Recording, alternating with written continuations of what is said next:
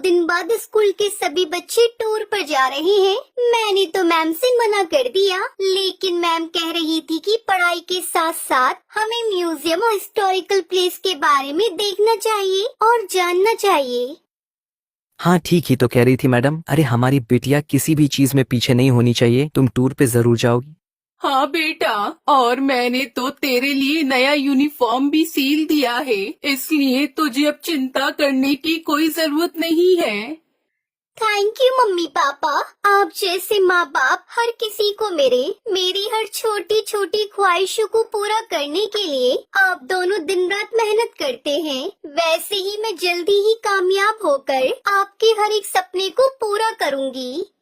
Tuntuni middle class family से थी। उसके पापा कुली थे और उनको दूसरों का बोझ उठाने का जो भी काम मिलता वो करते और उससे पैसे मिलते थे। वो उसी से अपना घर चलाते थे। वो लोग वही स्टेशन के पास किराए का घर लेकर रहते थे। ऐसे ही हंसी खुशी टुनटुनी का परिवार चल रहा था। टुनटुनी के पिता टुन्नू चुड़ा बहुत ही विनम्र और दयालु स्वभाव के पक्षी थे। वो हमेशा दूसरों की मदद किया करते थे। ऐसे ही एक दिन एक अंधी पक्षी अपने बच्चे को लेकर स्टेशन पर ट्रेन आने का इंतजार कर रही थी। तभी अचानक से उसका पैर फिसल जाता है और उसका बच्चा पटरी पर गिर जाता है। माँ मुझे बचाओ, माँ बचाओ मुझे। अरे बेटा, कहाँ हो तुम? गोलू, मेरे बच्चे कहाँ हो तुम? गोलू।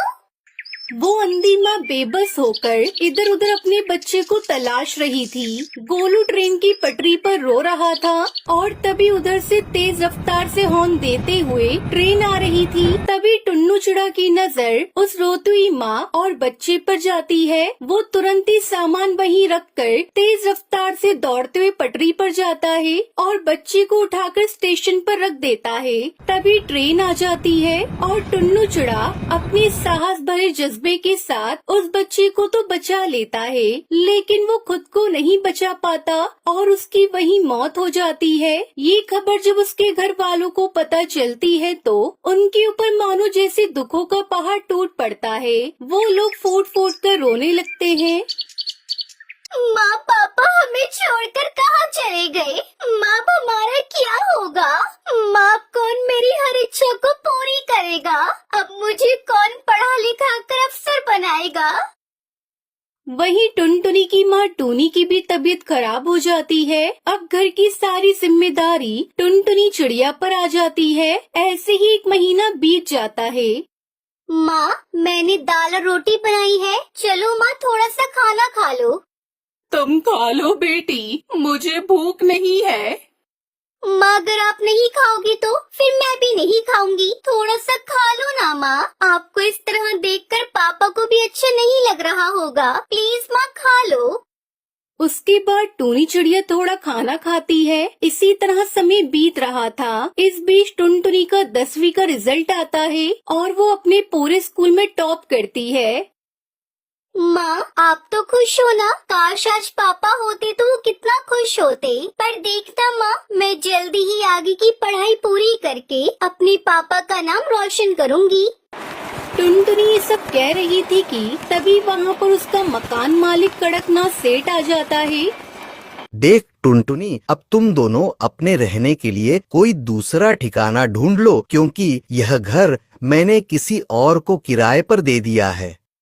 मालिक, घर देने से पहले एक बार आप हमसे पूछ तो लेते।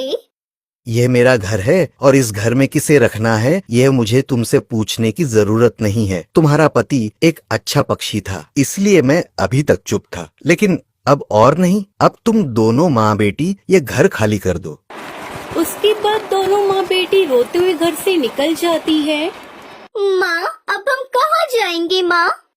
जहाँ भी किस्मत ले जाए बेटी। चल बेटी मेरे साथ चल। उसके बाद दोनों माँ बेटी घर की तलाश में निकल पड़ते हैं, लेकिन उन्हें कहीं कोई घर नहीं मिलता। वो दोनों एक सुनसान सड़क पर बस चले जा रही थी। तभी एक तेज रफ्तार गाड़ी आती है और टूनी चिड़िया को टक्कर मारकर चली जाती है। माँ ये आपको क्या हुआ माँ? अरे कोई है तो मेरी मदद करो। अरे कोई है। सुनसान सड़क पर उसकी उसकी मदद करने वाला कोई नहीं था। तभी उसे वहाँ एक बस दिखाई देती है और टुनटुनी चिड़िया जैसे तैसे करके अपनी माँ को बस में बिठाकर उसे चलाते हुए हॉस्पिटल ले जाती है। देखिए चिड़िया, तुम्हारी माँ के सिर से काफी खून बह गया है, हमें ऑपरेशन करना होगा। तुम जल्दी से 1 लाख रुपए जमा करवा दो। डॉक्टर साहब, आप ऑपरेशन की तैयारी करिए, मैं अभी पैसे लेकर आती हूँ। टुनटुनी उसी बस में बैठकर रो रही थी। हे भगवान, पापा को तो पहले ही मैं खो चुकी हूँ। अगर माँ को कुछ हुआ तो मैं नहीं जी पाऊंगी। मुझे हर हाल में मेरी माँ की जान बचानी है, लेकिन मैं इतने सारे पैसे कहाँ से लेकर आऊंगी?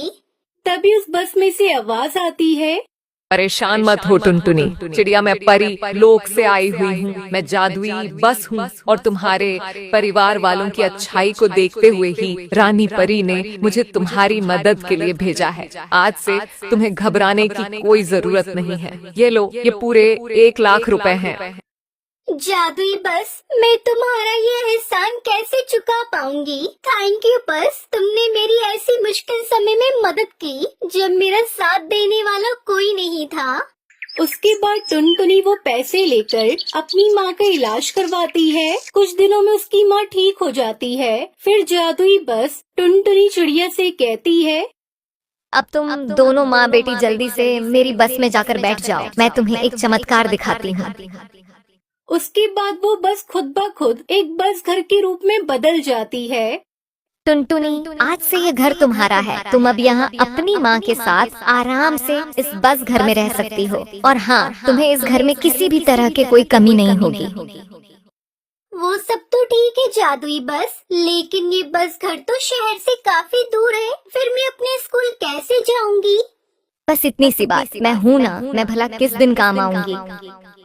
उस दिन के बाद से टुनटुनी और उसकी माँ जादुई बस घर के साथ हंसी खुशी रहने लगती हैं। उन्हें अब किसी भी चीज की कोई कमी नहीं होती और जादुई बस हर कदम पर टुनटुनी की सहायता करती है।